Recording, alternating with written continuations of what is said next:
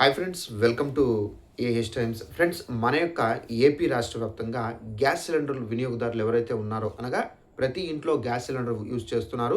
Gas cylinder వినియోగదారులు చాలామంది అయితే ఉన్నారు. వీరందరికి సంబంధించి మనకేంటంటే మరో 12 రోజుల్లోగా ఈ ఒక్కటి మీరు మీ యొక్క గ్యాస్ సిలిండర్లకు చేసుకోవాలి. ఒకవేళ మీరు చేసుకోకపోతే కనుక మనకు ఏదైతే సబ్సిడీ మనకి ఏదైతే పడుతుందో రూ. 1030 కానివ్వచ్చు, అలాగే మన యొక్క గ్యాస్ కనెక్షన్ కూడా అయితే రద్దయ్యే అవకాశం అయితే ఉంది. అసలు మనం ఏమేమి చేసుకోవాలి, ఎక్కడికి వెళ్ళి చేసుకోవాలి, ఇది ఏంటి, ఇంత ఇంపార్టెంట్ ఎందుకు, దానికి సంబంధించి మీకు క్లారిటీగా ఎక్స్ప్లెయిన్ అయితే చేస్తాను. ఈ వీడియో నచ్చినట్లయితే లైక్ చేసుకొని ఛానల్ను ఫాలో అవుతుండండి. ఇలాంటి అప్డేట్స్ అనేది ప్రతిరోజు వచ్చిన వెంటనే మీకు తెలియజేస్తూ ఉంటాను. ఇక వివరాలకు వెళ్ళినట్లయితే మన యొక్క కేంద్ర ప్రభుత్వం దేశవ్యాప్తంగా గ్యాస్ సిలిండర్ వినియోగదారులు ఎవరైతే ఉన్నారో వారందరికీ సంబంధించి ఒక కొత్త రూల్ అనేది తీసుకొచ్చారండి. సో ఆ రూల్ ఏంటంటే, మనకు గ్యాస్ సిలిండర్ ఉన్నటువంటి ప్రతి ఒక్కరూ eKYC must and should be చేసుకోవాలని చెప్పేసి చెబుతున్నారు. అయితే కొంతమంది ఏంటంటే ఇంకా ఈకేవైసీ చేసుకోలేదని చెప్పేసి రాష్ట్రాల్లో గుర్తించారు.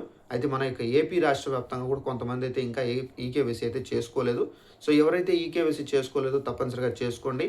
ఈ ఈకేవైసీ చేసుకుంటే మనకు సీఎం చంద్రబాబు నాయుడు గారు ఏదైతే మనకు ఫ్రీ సిలిండర్ ఇస్తారన్నారు కదా, సో ఆ ఫ్రీ సిలిండర్కి సంబంధించినటువంటి రూ. 1030 కూడా మన యొక్క బ్యాంకు ఖాతాలో పడాలంటే తప్పనిసరిగా ఈకేవైసీ అనేది ఉండాలి. అలాగే మనకు ఈకేవైసీ ఎక్కడ చేస్తారు ఏంటనేది చాలామందికి డౌట్ అయితే ఉంటుంది. ఈ ఈకేవైసీ చేసుకోవాలంటే మస్ట్ అండ్ షుడ్ బి మీరు ఏంటంటే డైరెక్ట్గా ఫస్ట్ ఆఫ్ ఆల్ మీరు గమనించాల్సింది మీ యొక్క ఇంట్లో ఏ కంపెనీకి సంబంధించినటువంటి గ్యాస్ సిలిండర్ యూజ్ చేస్తున్నారనేది మీరు చెక్ చేసుకోవాల్సి అయితే ఉంటుంది.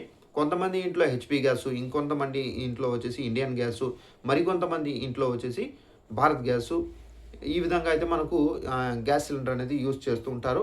అయితే మీ ఇంట్లో ఏ గ్యాస్ సిలిండర్ అనేది యూజ్ చేస్తున్నారో ఆ గ్యాస్ సిలిండర్కి సంబంధించినటువంటి కంపెనీకి మీరు వెళ్ళాల్సి అయితే ఉంటుంది. వెళ్ళేటప్పుడు తప్పనిసరిగా మీ దగ్గర ఉన్నటువంటి గ్యాస్ బుక్ అనేది మస్ట్ అండ్ షుడ్ బి తీసుకొని, మీ దగ్గర ఏదైతే మొబైల్ ఉందో ఆ మొబైల్ అనేది తీసుకొని, ఆధార్ కార్డ్ తీసుకొని వెళ్ళాల్సి అయితే ఉంటుంది.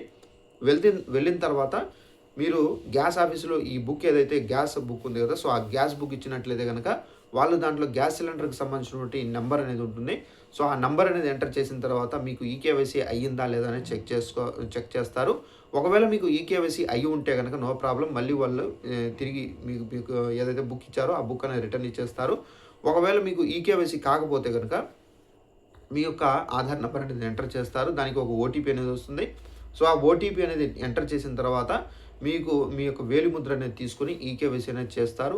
సో అప్పుడు మీకు ఈకేవైసీ ఏదైతే ఉందో ఆ ఈకేవైసీ కంప్లీట్ అవుతుంది.